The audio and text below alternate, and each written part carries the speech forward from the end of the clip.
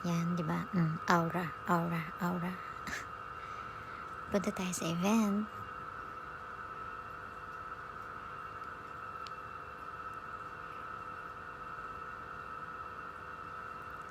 So for this one guys, kasi masyadong malawak yung Sukwakra. So I really had a long time to reach to the event.